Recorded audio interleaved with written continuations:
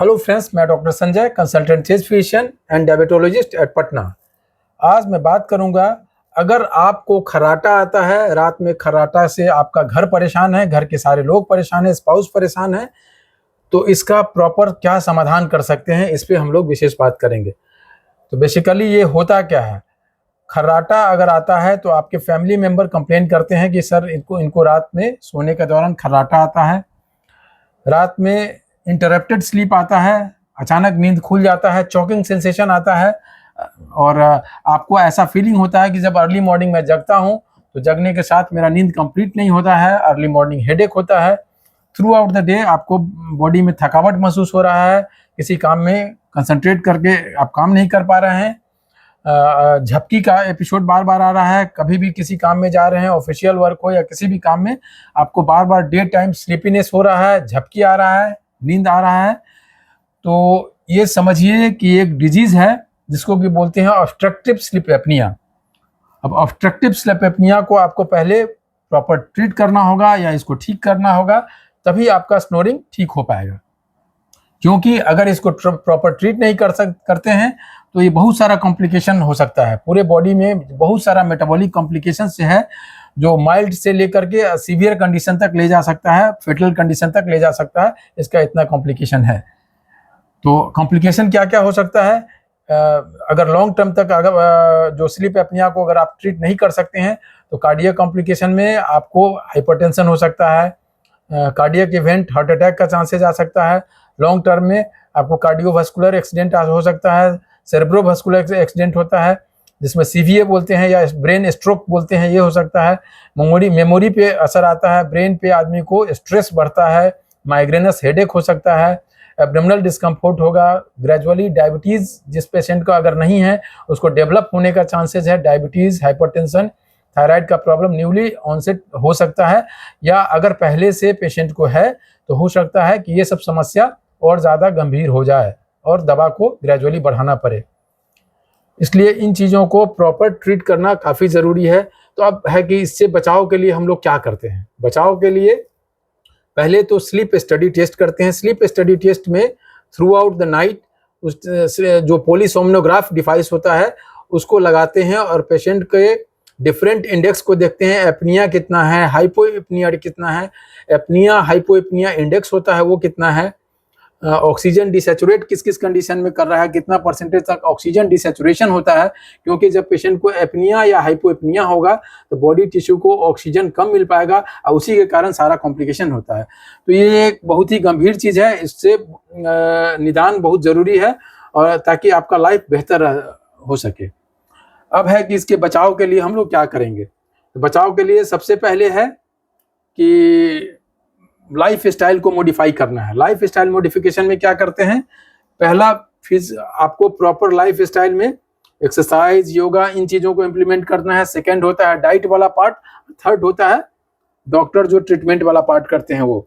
तो पहले हम लोग लाइफ स्टाइल वाले के बारे में बात करते हैं कि आपको क्या क्या करना है लाइफ स्टाइल मॉडिफिकेशन में, ताकि आप इसको mild to moderate grade of sleep apnoea को अपने आप ग्रेजुअली ठीक कर सकें आप। तो सबसे पहले है कि एक्सरसाइज पे बहुत ध्यान देने की ज़रूरत है। मॉर्निंग में या जब भी आपको टाइम मिलता है एटलीस्ट मॉर्निंग में 1 घंटा अपने लिए निकालने की ज़रूरत है, जिसमें कि आप मॉर्निंग वॉक करें, पॉसिबल हो तो ब्रिस्क वॉक करें। तेज़ से चलने को ब्रिस्क वॉक कहते हैं, थोड़ा सा तेज़ी से चलें या दौड़ भी सकते हैं, रनिंग करें, साइकिलिंग करें, स्विमिंग करें। आपको 1 घंटा अपने लिए निकालना है, ये सारा एक्सरसाइज करना है। डिफरेंट एक्सरसाइज करके आते हैं तो कम से उसके बाद ज्वाइंट रोटेशन कर लें, हर ज्वाइंट का, जैसे ये ज्वाइंट है इसको रोटेशन करें, ये स्मॉल ज्वाइंट का रोटेशन करें, ये ज्वाइंट का रोटेशन करें, शोल्डर ज्वाइंट का रोटेशन करें, नेक का रोटेशन करें, नी का, हिप का, डिफरेंट ज्वाइंट का रोटेशन जरूर करें। मतलब 8 से 10 बार क्लॉकवाइज, एंटी क्लॉकवाइज, जो भी ये सब करना है। एक्टिव एक्सरसाइज कर सकते हैं जिसमें कि बॉडी को एरोबिक एक्सरसाइज भी जरूरी है। ये सारा का मकसद ये है कि आपका बेसल मेटाबॉलिक इंडेक्स, जिसको कि बीएमआई बोलते हैं, लेस देन 25 रखना है। और अपने सेंट्रल ओबेसिटी, अगर तोंद आपका निकला हुआ है, पेट निकला हुआ, उसको कोशिश करना है कम करना है, ओवरऑल वेट को रिड्यूस करना है। सेकंड है योगा। तो योगा कौन कौन सा योगा जरूरत है, तो ये बेसिकली होता है क्यों होता है कि हमारे ओरोफेरिंक्स का जो माउथ के अंदर जो ओरोफेरेंजियल एरिया होता है या नेक का जो मसल होता है, इन चीज़ों का टोन कम हो जाता है। टोन मस्कुलर टोन अगर कम होने के कारण एयरवे का कोलैप्स होता है, जिसके कारण जो सांस की नली में अगर चिपक जाता है, कोलैप्स होता है, तो एपनिया या हाइपोएपनिया होने लगता है। उसी के कारण स्नोरिंग होता है बेसिकली। तो हमको टारगेट ये रखना है कि उसका टोन कैसे बढ़ाया जाए, यानी उस मसल का ऐसा योगा करें या एक्सरसाइज करें जिससे उसका टोन बढ़े, तो उससे स्नोरिंग का एपिसोड कम होगा। जैसे उज्जयी, एक योगासन है उज्जयी, आप यूट्यूब पे देखिए या किसी और वीडियो में हम लोग एक्सप्लेन करेंगे उज्जयी क्या होता है। इसके मसल का, नेक के मसल का एक्सरसाइज होता है जिसमें ओरोफेरिंक्स का मसल का टोन इंक्रीज होता है, उज्जयी। दूसरा होता है सिंहासन। तीसरा होता है कपालभाति और अनुलोम विलोम। ये 3-4 योगा को आप कम से कम 20 से 25 मिनट या आधा घंटा तक कर सकते हैं। इस योगा को कैसे करते हैं किसी और चैनल पे, जो भी योग गुरु का चैनल है उस पे जाकर देख सकते हैं, या कभी अगर नेक्स्ट वीडियो में मैं प्लान करूंगा इस डिफरेंट योगा को एक्सप्लेन कर सकें। अब आगे है कि और क्या करें। नेक्स्ट है, अगर आपको एडिक्शन है अल्कोहल का, स्मोकिंग का हैबिट है, या कोई टोबैको का हैबिट है, कैफीन का ज़्यादा सेवन करते हैं, कॉफ़ी या चाय का ज़्यादा इस्तेमाल करते हैं, इन सारे चीज़ों को रोकना है। अल्कोहल को, स्मोकिंग को, कैफीन के यूज़ को, चाय के इस्तेमाल को और टोबैको किसी भी फॉर्मेट में ले रहे हैं, इन चीज़ों को रोकना है। और नेक्स्ट है कि अगर किसी पेशेंट को पोजिशनल स्लीप एपनिया है, पोजिशनल स्लीप एपनिया का मतलब है कि अगर सुपाइन पोजीशन में चित्त होकर अगर सोते हैं तो मसल का टोन कम होने के कारण हो सकता है आपको स्नोरिंग आ रहा हो। उस तरह के पेशेंट को अगर करवट लेकर सोते हैं तो करवट लेने से बहुत सारा पेशेंट में बहुत रिलीफ मिलता है, और पोजिशनल स्लीप एपनिया अगर होगा तो वो आपको ठीक हो जाएगा।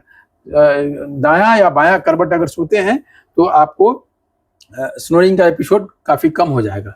नेक्स्ट है कि अब क्या करें, अगर रात भोजन के पैटर्न में चेंज करना है, रात में हैवी मील नहीं लेना है। रात को कोशिश करें कि जल्दी शाम को खाना खा लें और रात में सोने से पहले हैवी मील नहीं लेना है। नेक्स्ट है कि डाइट में क्या प्लान करें। खाना के पैटर्न में करना है कि कुछ भी ऐसा फूड नहीं लेना है जिससे कि आपका ओबेसिटी बढ़े। इसमें कार्बोहाइड्रेट फूड और फैट वाले फूड को अवॉइड करते हैं, बहुत ज़्यादा स्पाइसी चीज़ को, स्पाइसी तेल मसाला को कम करते हैं। फैट फूड जैसे जिसमें भी ऑयली चीज़ हो, नॉन वेज आइटम हो गया, चिकन, मटन, इन चीज़ों को कम करना है। जिस फूड में फैट का मात्रा अधिक है और इसको और कार्ब का मात्रा अधिक है, इन चीज़ों को कम करना है। अब खाना में लेना क्या है, फाइबर युक्त चीज़ को अधिक लेना है। हरा साग सब्जी, सलाद ले सकते हैं, सलाद का जितना आइटम है ले सकते हैं, फल को का मात्रा बढ़ा सकते हैं। तो खाना एक बैलेंस हेल्दी डाइट लेने की ज़रूरत है, और कोशिश करें कि फैट को, कार्बोहाइड्रेट को और स्पाइसेस को कम कर दें। और अलग से अगर कोई डिजीज़ है, पहले से अगर आपका डायबिटीज़ है, हाइपरटेंशन है, तो इसको प्रॉपर ट्रीटमेंट कराने की ज़रूरत है। कुछ मरीज में हो सकता है अपर रेस्पिरेटरी ट्रैक्ट इन्फेक्शन है, या साइनस का प्रॉब्लम हो, या एडिनॉइड का प्रॉब्लम है, या टॉन्सिल का प्रॉब्लम है। इस तरह के मरीजों को इन चीज़ों को पहले ट्रीटमेंट कराएं। हो सकता है इसके ट्रीटमेंट से आपका जो स्नोरिंग का एपिसोड है ये ठीक हो जाए। तो इन सारे चीज़ों पर ध्यान देना है। और अलग से मेडिकल मैनेजमेंट में क्या करते हैं, मेडिकल मैनेजमेंट में हम लोग स्लीप एपनिया टेस्ट कराते हैं, जिसको कि पोलीसोमनोग्राफी कहते हैं। और पोलीसोमनोग्राफी में पेशेंट को ओवरनाइट स्टडी करवाते हैं स्लीप एपनिया, और उसमें हम लोग डिफरेंट जो इंडेक्स मिलता है, एपनिया हाइपोएपनिया इंडेक्स मिलता है, ऑक्सीजन डिसैचुरेशन इंडेक्स मिलता है। इसमें mild to moderate case of जो स्लीप एपनिया होता है उसको लाइफ स्टाइल मॉडिफिकेशन पे ही रहते हैं, और जो severe case of sleep apnoea होता है उसमें एक अलग से हम लोग डिवाइसेस देते हैं। इन सारे चीज़ों लाइफ स्टाइल मॉडिफिकेशन के साथ साथ ऑटो सीपैप का यूज करते हैं। ऑटो सीपैप वो डिवाइस होता है जो कि माउथ में उसको रात में लगा करके सोना होता है, और जब वो करता क्या है, जो हमारा ओरोफेरेंजियल मसल का टोन कम है वहाँ अगर कुछ प्रेशर देने से वो ओरोफेरिंक्स का जो कोलैप्स रहता है वो ओपन हो सकता है। वो ऐसा पॉजिटिव प्रेशर देने वाला डिवाइस होता है जिसको कि बोलते हैं continuous positive airway pressure, CPAP, auto CPAP device होता है, उसको इस्तेमाल करते हैं। और इन सारों चीज़ों को करने के साथ और ऑटो सीपैप का प्रॉपर इस्तेमाल अगर करते हैं तो पेशेंट को ड्रामेटिक इंप्रूवमेंट आता है। पेशेंट को लगता है कि ये लाइफ स्टाइल हमको पहले क्यों नहीं मिला, ये ज़िंदगी हमको पहले अगर मिलता तो और भी बेहतर था, उसको काफ़ी बेहतर फील होता है। और अगर पेशेंट पहले से डायबिटीज़ या बीपी या थायराइड का दवा ले रहा है और पेशेंट को ट्रीट करते हैं तो ग्रेजुअली उसके दवा का डोज भी धीरे धीरे कम होने लगता है। अगर स्लीप एपनिया को ट्रीट करते हैं तो इन सारे जो मेटाबॉलिक डिजीज है इस सब का दवा ग्रेजुअली ऑटोमेटिक कम होते जाता है। कम दवा रेगुलर ट्रीटमेंट में रहेंगे तो दवा को धीरे धीरे कम करना पड़ता है, आपको काफ़ी बेहतर फीलिंग होगा। धन्यवाद।